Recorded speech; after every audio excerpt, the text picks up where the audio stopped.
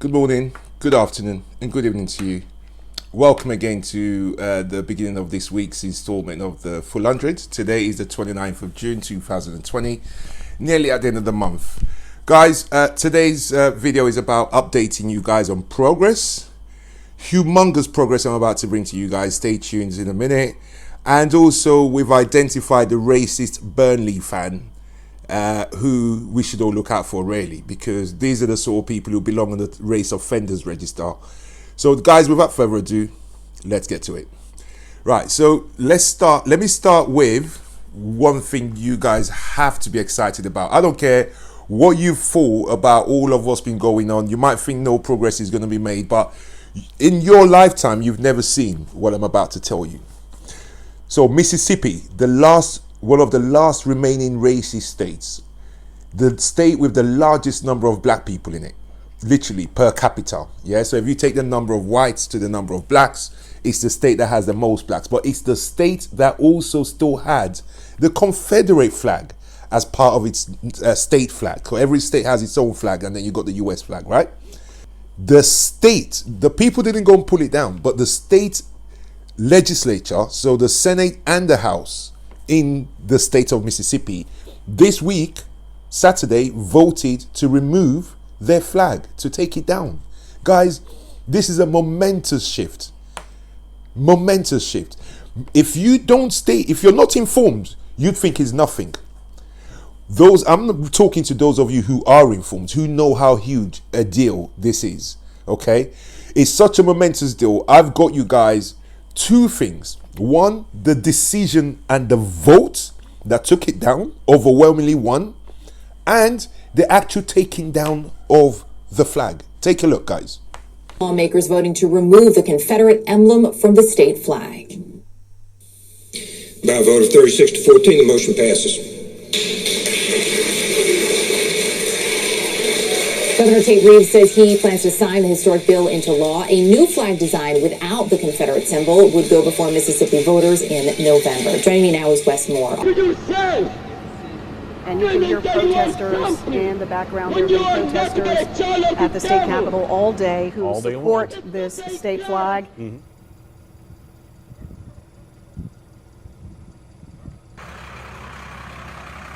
I'm just here displaying the flag and trying to get our legislatures to do their job instead of do what the out-of-town lobbyists and the big banks and the big money in Mississippi. For Mississippi and a millennial, it represents darker days of our state when our state government and various others used it as a symbol of supremacy. And so I am hoping and hopeful that it will change to bring forth a symbol that's more unifying and represents the diversity. Welcome back, guys. That is truly unbelievable. I don't think even electing President Obama the other day, and if President Obama tried to sign an executive order the way that Trump uses executive order to threaten and do everything, I think even if Obama signed an executive order for them to change that, I think they would have warned him. The whole state would have stood up behind that flag and told him to go away. You know what I mean, right? What did they do it over? The death of a black man. The death of what many of them will call a Negro. That should tell you the momentous change that's happening at the moment. Just the citizens that's left now. And what changes those people's habits is a race offenders register. Is the threat that when you talk like that and when you do that type of stuff, this is racial incitement. This is a racial crime, okay? So let's move on swiftly to the next update. The next update is on that bastard Officer Chauvin who killed George Floyd and his compadres, and they will be appearing in court with US time a little bit after this video is being filmed. Charged in the killing of George Floyd will appear in court today. The arresting officer, Derek Chauvin, is charged with second-degree murder and manslaughter. The other officers are charged with failing to step in as Chauvin kept his knee on Floyd's neck for minutes. CNN's Josh Campbell live in Minneapolis with the very latest here. Josh, what will we see today? Yeah, Yeah, good morning, John. The next phase in the prosecution of those 4 officers charged in the death of George Floyd will be taking place behind me just in a matter of hours. And there's so many angles to this that we are watching. The first, we're wondering if we will actually get an indication of what Derek Chauvin's defense strategy will be. That, of course, the former officer charged with second-degree murder. He is the officer seen on that bystander video with his knee on George Floyd's neck. Now, I was in court here earlier this month, and 2 attorneys for 2 of the officers charged were pointing to Derek Chauvin and his seniority, saying that he is largely to blame for George Floyd's death. I would have got charged with first-degree murder because they would have said to me that during the course of that 8 minutes, I had every opportunity to stop doing what I was doing. This isn't a gunshot or a stab that happens in an instant. This was 8 minutes of slow death. So there is no way he's going to walk out of that charge. So that's banging progress, guys. Again, guys, the third video I want to play you guys is I brought to you guys last week how the evangelical right sold out their soul to Trump. Okay, you saw the guy, the preacher, and what he said.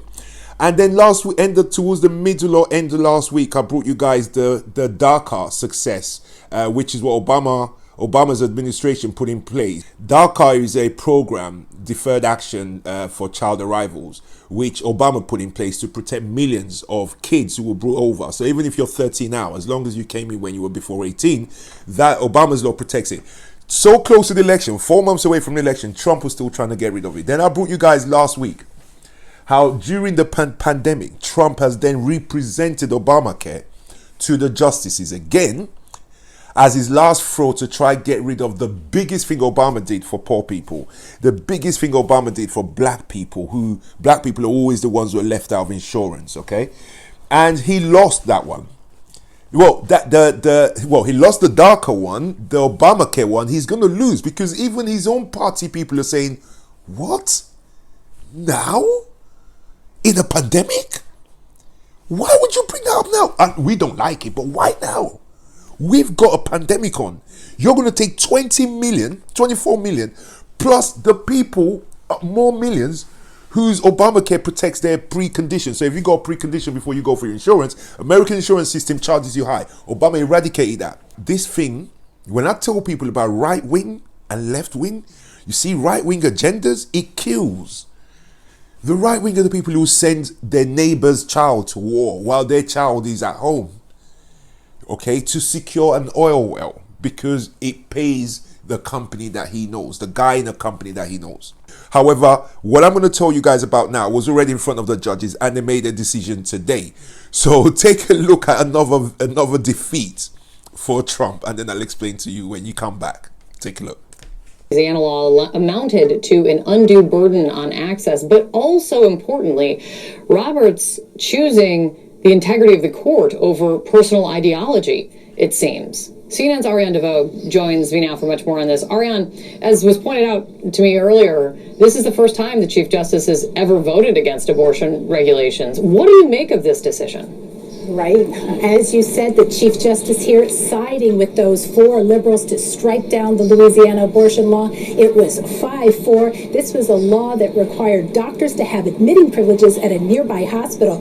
Clinics and doctors who challenged it said it was medically unnecessary. It was a veiled attempt to restrict abortion, whereas Louisiana said, look, it's a public safety measure. It's necessary for public safety. A little bit of context here. Keep in mind, it was just 4 years ago that the court struck down a Texas law. And in that case, Chief Justice John Roberts was on the other side. And he said this: the Louisiana law imposes a burden on access to abortion just as severe as that imposed by the Texas law for the same reasons.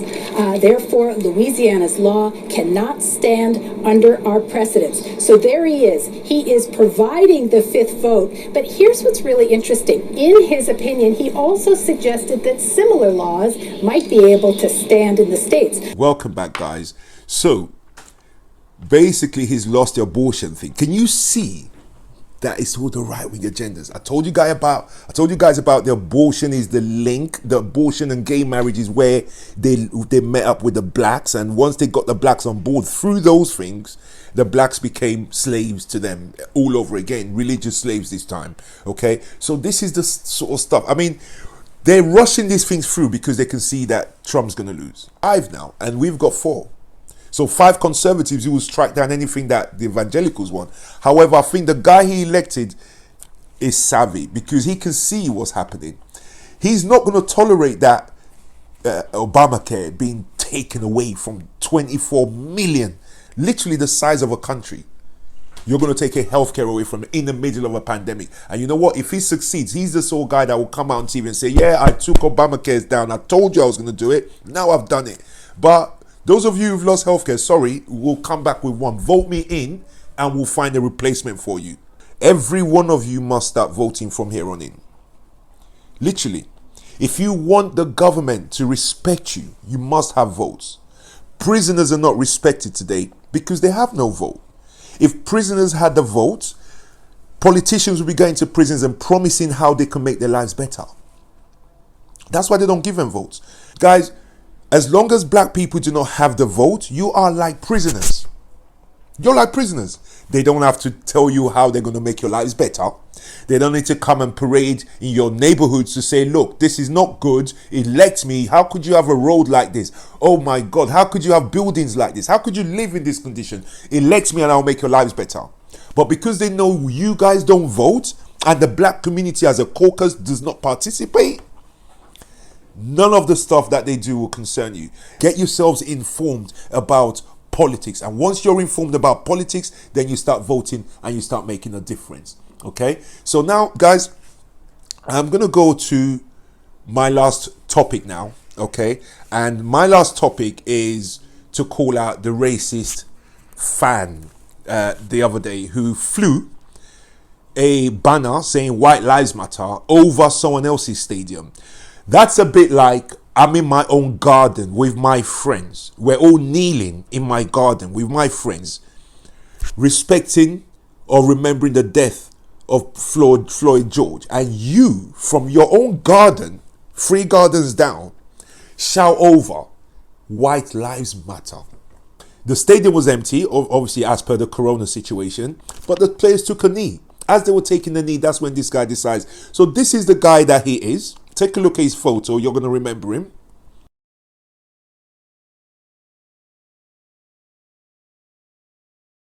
And this is him and Tommy Robinson. Surprise, surprise.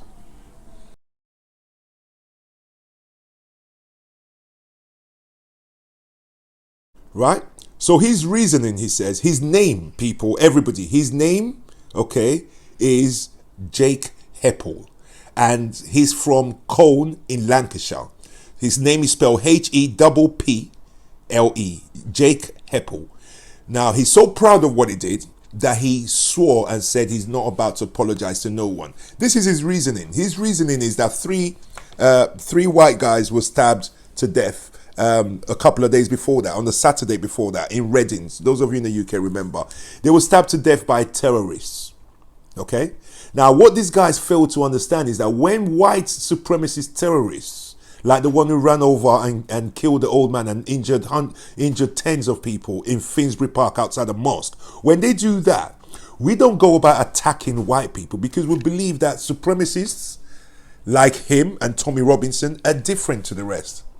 What these guys don't seem to understand is that George Floyd was killed by a police officer who gets paid by George Floyd's taxpayer money, who was employed to serve and protect George Floyd, who decided that just because of the color of his skin, he's going to take the pay that George Floyd pays him, he's going to turn the protect into attack, and he's going to turn the serve into kill.